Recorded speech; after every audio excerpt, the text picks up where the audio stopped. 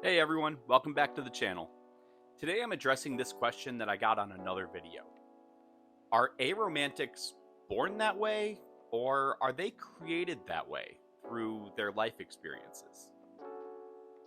Now this is a really difficult question for me to answer because it really depends on the person, but I'm going to try my best because I do think that it's something that we need to open our minds to and discuss where exactly aromanticism even comes from.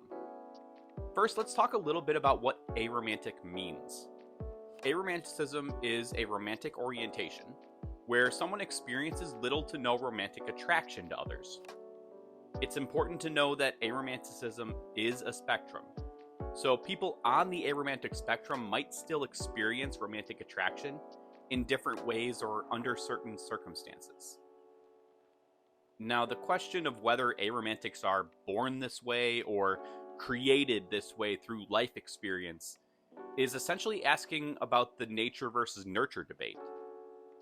This debate isn't unique to aromanticism either. It's common across all identities, whether we're talking about sexuality, gender, or romantic orientation. I can't speak for everybody, but I will share my personal experience. For me personally, I've always felt that I've been this way, even when I didn't have the right words for it. When I look back on my life and my romantic journey, I don't recall a time that I genuinely felt romantic attraction in the way that other people describe it. But that's just my experience. See, I've had relationships, I've had girlfriends, sometimes even months at a time, throughout high school, throughout college, and even in my adult life. I tried to feel what other people describe as romance. I wanted to feel that. But in some cases, I think I just wanted it so bad that I pretended. Like, probably in high school, I probably pretended. And in other cases, I recognize now that what I was feeling might have actually just been a really strong platonic, maybe even queer platonic connection. But it wasn't romance. Even in my longest relationship, which lasted for about 15 months in my mid-20s, I realize now that she was an incredible presence in my life, and luckily she still is. But what really drew me to her wasn't necessarily romantic. There's definitely love there, still is to this day, but it's not what I would describe as romantic. I'd even say it's something deeper than I've ever experienced with anyone else I've ever dated. But it's not romantic. I will admit that I've contemplated the question of whether I was born aromantic or if it happened later. I did have something of a traumatic experience in college. My girlfriend at the time didn't feel that I spent enough time with her. About that same time, one of my best friends had something horrible happen that was just transfixed on my mind, especially since I couldn't even get in touch with him at the time. So my mind wasn't in the right place. And she only ever wanted to talk about our problems. And I don't recall one time where she actually checked in on me on how I was doing, or asked if I was okay, or even asked if my friend was okay. I nearly lost a friend, and I was so worried about what state he was in, but all she cared about was that she didn't see me as much as she wanted to, and that we didn't have in the 3 months that we were together, which of course is probably my asexuality. But I didn't know any of that yet either. So we had a discussion, and I said that I needed some time. Not that I wanted to break up, but that I needed time to get in touch with my friend. And there's nothing else that I can really focus on at that time.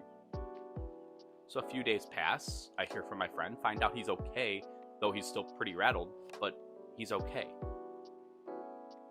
Another friend of mine is having his 21st birthday. And in our friend group at college, I was one of the oldest. So after the initial get-together, the few of us who were able to go, we went out. My girlfriend at the time was only 20. And I didn't know that she had a fake. She comes up to me in the first bar we went to and wants to talk things out. I said that it wasn't the right moment. That moment wasn't about us. It was about Kurt, my friend, whose birthday I'm there to celebrate. And on top of that, neither of us was in the right condition or headspace to have that conversation. See, as had already been an issue already, everything had to just be about us. But my friends matter a lot to me. So if they need something, I'm going to be there. Whether it's a birthday, whether it's they're going through stuff, I'm going to be there. So she goes back to her friends, I go back to mine. And the guys that I was with decide that they want to go to the dance floor. I go with them, and that's when I see her. Grinding on and making out with some random guy, knowing I'm in the building. I wouldn't say that moment made me aromantic, but I think when I do reflect on that moment and it pops up in my head, it sort of helps me accept my identity, both being ace and aro. Because if those kinds of attractions and desires can make someone do that to someone, I'm glad I don't get them. But that's me. The thing is, though, romantic identity, like many other aspects of who we are, can be fluid. Someone might identify as aromantic at one point in their life, and then later identify differently, or vice versa. Just as people can grow and change aspects of our lives, romantic orientation can evolve too. Because aromanticism is a spectrum, there are many ways that people might experience or not experience romantic attraction. For example, some might feel romantic attraction rarely or only in very specific circumstances, while others might not experience it at all. Plus, some people still want romantic connections even if they don't experience the attraction. Maybe they want that type of relationship. Maybe they really like romance as a concept. There's so many ways to be aromantic. So, to sum up, there isn't a one-size-fits-all answer to whether aromantics are born this way or shaped by their experiences.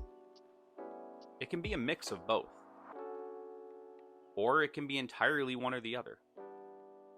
It all depends on the individual. What's most important is understanding and respecting each other's experiences. Thanks so much for being here today and for all of the thoughtful questions. If you have more questions or want to share your thoughts on this topic, feel free to drop a comment below. Don't forget to like, share, and subscribe if you haven't already, and I'll see you in the next video.